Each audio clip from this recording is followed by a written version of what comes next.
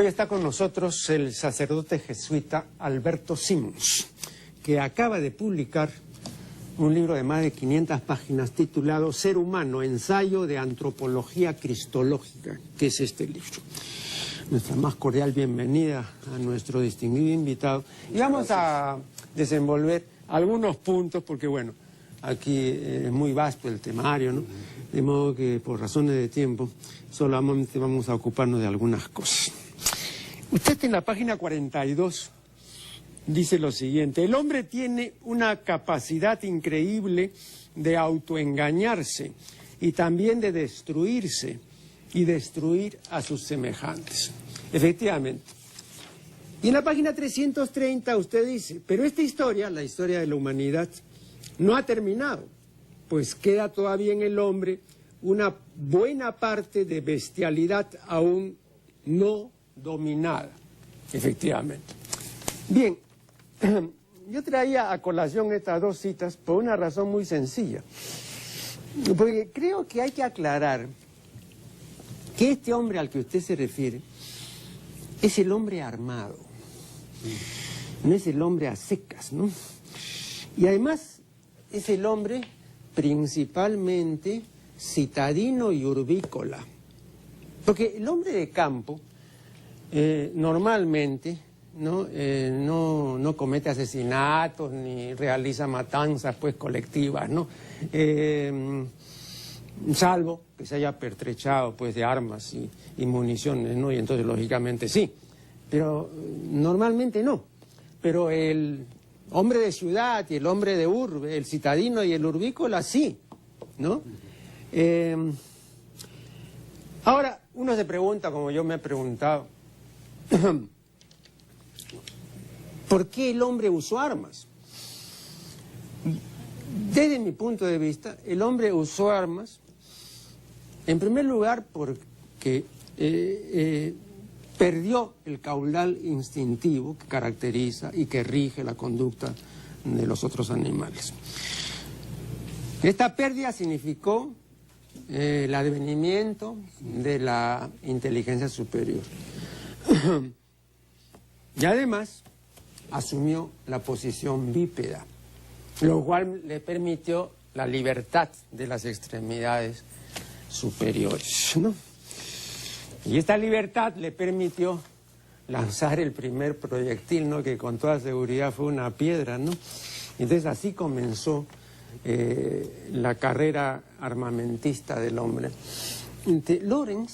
Konrad Lorenz ha dicho, me parece con razón, que la historia del hombre es, entre otras cosas, la historia de una desinhibición, que va desde el lanzamiento del cavernícola de una piedra hasta el lanzamiento actual pues de misiles atómicos, ¿no? Hay una desinhibición en la trayectoria de la carrera humana. Ahora bien, se dice que el hombre descubrió las armas.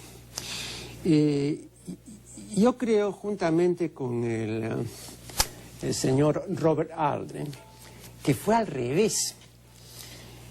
Las armas descubrieron al hombre. Es decir, revelaron verdaderamente quién es el hombre, ¿no? Un asesino potencial, ¿no? Usted convendrá conmigo en que el hombre sin armas, nuestra especie se habría extinguido, porque no tiene medios de supervivencia, porque hay otras especies más fuertes y más fieras, etcétera, se habría extinguido, ¿no? Entonces, nuestra especie hay que pensarla con armas. Ese hombre al que usted se refiere y al que se refieren todos, es el hombre armado. Eso, en primer lugar, para mí me parece muy importante. Y ahora, mi posición, ¿no? Yo creo que este hombre armado, hace mucho daño, ¿no? Hace también bien, ¿no? Pero hace más daño que bien, ¿no? Cuando le preguntaron a Saramago, al Premio Nobel de Literatura, ¿no? ¿Por qué era tan pesimista? Saramago dijo, no, yo no soy pesimista, lo que pasa es que el mundo es pésimo, ¿no? Ahora, yo presumo que mi ilustre invitado no comparte necesariamente mis opiniones, ¿no? De modo que yo le cedo la palabra para que nos exponga las suyas. Sí, no, claro. Yo lo que he querido hacer énfasis en algún momento del libro, en el hombre real, ¿no es cierto? No idealizar al hombre, porque conviene partir de lo que somos y de lo que hemos sido. Y como usted hacía alusión, el hombre ha evolucionado gracias a que ya no vive del puro instinto, ¿no es cierto? Claro. Entonces es un ser inacabado, inconcluso. Y eso que parece una deficiencia respecto del animal, el animal lo realiza la naturaleza, el hombre no. Entonces eso le ha posibilitado al hombre el desarrollo, o lo ha obligado a desarrollar la inteligencia y la libertad, porque él mismo tiene que acabarse, tiene que concluirse, ¿no es cierto? Y en ese afán, claro, por ejemplo, la inteligencia y la libertad es de lo mejor que tiene el hombre, pero también es de lo peor que puede tener el hombre, porque se puede utilizar para el bien y para el mal. De hecho, yo creo que estamos en un punto todavía no muy desarrollado de lo que yo sí quiero tratar más en el libro, que es lo propiamente humano, ¿no? Porque el nombre del libro, Ser Humano, va en dos sentidos, ¿no es cierto? Va en el sentido de estudiar al ser humano, no el ser humano y el ser humano además que es Jesús en concreto, que nos revela lo que es, por lo menos a los cristianos, lo que es ser humano. Claro. Y el segundo sentido de ser humano es cómo realmente nos comportamos como humanos, ¿no es cierto? El sentido mejor de la palabra. Pero evidentemente, por ejemplo, las guerras que ha vivido el hombre en el siglo XX es una demostración que estamos en la barbarie, todavía. Para mí las guerras son demostraciones, y yo espero que en el siglo, yo decía en el siglo XX, en el siglo XXI, ahora digo, probablemente, ojalá que sea en el siglo XXII, que dirán, esos hombres del siglo XX y XXI eran bárbaros porque se mataban unos a otros con la guerra. Una interrupción. Las armas le permitieron al hombre hacer tres cosas que nunca había podido hacer, porque nunca había sido realmente humano. Ahora, estas tres cosas que le permitieron me parecen evidentes, no sé qué pensará usted. En primer lugar, le permitieron matar a distancia, cosa que nunca había podido hacer antes del advenimiento de las armas. En segundo lugar, le permitieron matar sin ser visto.